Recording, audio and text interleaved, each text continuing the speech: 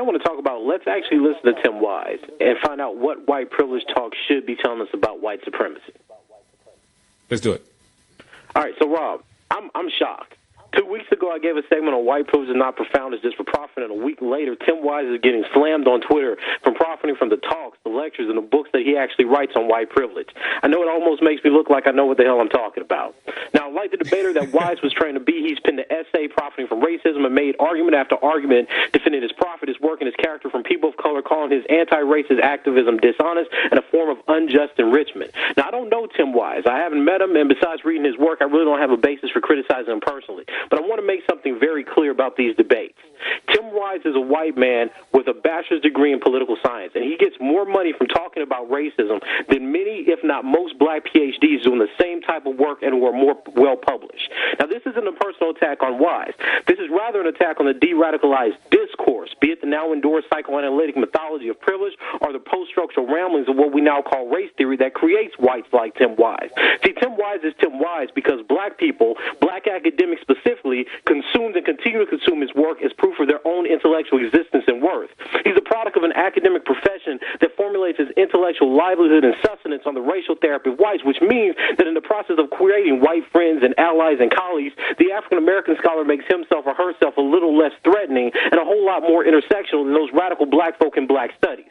See, the friendly academic Negro sees progress in creating little white wises, while the race crit sees it as a futile attempt to be recognized and valued by the oppressor class.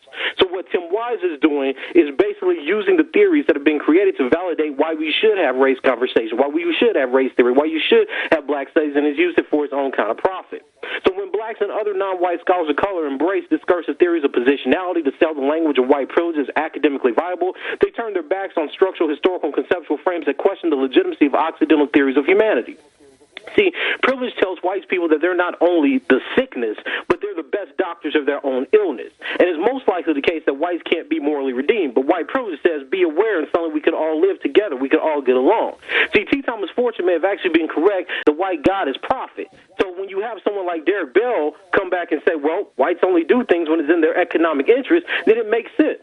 See, rather than analyzing the economy of white anti-racist work and the rise of the university as an institution to protect the imperial project of white ownership over knowledge, and by effect, the effect of protecting that knowledge is diffusing revolutionary political struggles and activism that actually wants to change society, the white privilege discourse became a bourgeois distraction. It's a tool that we use to morally condemn whites for not supporting the political goals of elite black academics that takes advantages of white notions of virtue and reformism and persuades departments, journals, and presses into making concessions for the benefit of a select species of black intellectuals in the ivory tower, without seeing that the white racial advantages that these black intellectuals claim they're really interested in need to be dissolved. They need to be attacked all the way to the very bottom of American society. Now, the solution to this is kind of complex. I've been called crazy because I've advocated that black scholars and race theorists do not cite or authoritatively quote from white scholars claiming to do work in race theory or black studies. Now, every time a black professor, especially, or professors in general, cite white authors or use white theories to talk about black experience and suffering, it gets that student, that journal, and that peer reviewer permission to ignore and erase non-white thinkers from the annals of history. It sustains the popularity and demand for these scholars' views and makes them authoritative. It says that Wise says something worth paying attention to, and that these black scholars, these indigenous scholars, are not as rigorous, intelligent, and noteworthy as Wise. Now, I would tell people to cite me, but they'll probably think I'm even more crazy than I sound on the radio. But contemporary scholars like Carol Boyce Davis, Sylvia Winter, Jared Ball, Greg Thomas, they reiterate the foundational work that people like W.B. Du Bois, Ida B. Wells, who should be recovered right now, especially given the death of black men and boys beyond the feminist iterations that are probably taking her work, John Edward Bruce, Harold Cruz, etc. All these people show us that there is a real black history, a real black knowledge that fundamentally criticizes the structure, the death, and the murder of African descended people in the United States. But these people are rather erased from the annals of history. They're erased from the academic record because they alienate whites on the fact that they're white. Tim White shows us that white privilege is for profit. Now it's up to black folk to actually change that market. Dr. Tommy Curry, how can folks get in contact with you? They can hit me on Twitter at Dr. TJC. You've been listening to Radio News. Privilege is not profound. It's just for profit. Let's do it. All right, so there's a growing economy for discussions about white privilege in this country that are employing black and brown intellectuals, whites who profess anti-racism, to be the missionaries that save white people's souls. White privilege, or the idea that white individuals are born with unearned benefits and advantage over others, has been making its way all through the public media and the classroom. Now, on the face of it, this seems like a really radical conversation. Black, brown, and white people calling out white liberals and conservatives for their racism, having real conversations. We posted on MSNBC, CNN, or even the Huffington Post. But these conversations about white privilege are not really conversations about race, and they're certainly not about racism. It's a business, and it's a business where blacks market themselves as being racial therapists for white people. Now, see, the first conversations about white privilege were like W.E.B. Du Bois' Black Reconstruction, or George Lips's The Possessive Investment of Whiteness, or even Cheryl Harris's piece, Whiteness is Property. And they came from a black radical intellectual tradition. And what I mean by that, Rob, is that it was race critics, black nationalists, Pan-Africanists that didn't simply believe that whites would donate their power and act against their global racial interests to be good people in the eyes of blacks.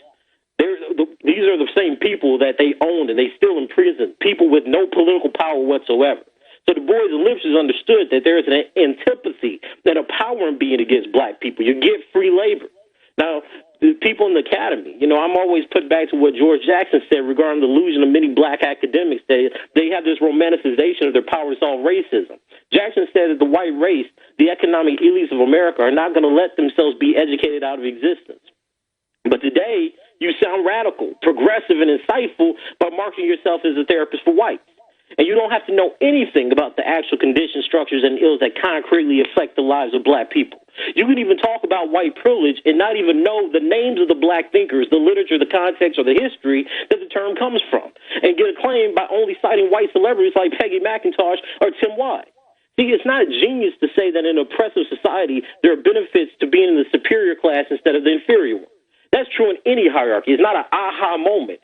Being on the top is generally better than being on the bottom. But when you talk about white privilege, that person gets to pretend that America is not really oppressive. They love America. They just want whites to surrender their privilege so we can all be equal. See, the revolutionary doesn't have white friends. The government killed MLK. Assad is called a terrorist. Derek Bell is erased from the field of critical race theory that he helped started because he spoke out about the actual racial, economic tyranny of corporations, governments, the military, and the white public. So to these people, they're criminalized and they're punished. But for the for-profit revolutionary who wants to be commodified by whites, right? They want to be the black friend that cured the white racist. While that white racist who's suddenly cured, they get to say, oh, well, this is my friend. They point to that very relationship with the black person as proof that they're now healed. And they get to show off to other whites that they're now the white ally. See, conversations about white privilege are simply moral appeals to the consciousness of whites who have already shown themselves to be committed to racism and social inequity. And we hope that we have this idle hope that suddenly those racist whites are just going to suddenly change their minds because we made a moral argument. See, the implication about talking about white privilege suffers from a childlike naivete. It suggests that simply exposing racism and the privilege of whiteness to the white mind motivates whites to no longer act in their own self-interest. It's like the liberal utopia that was born out of integration.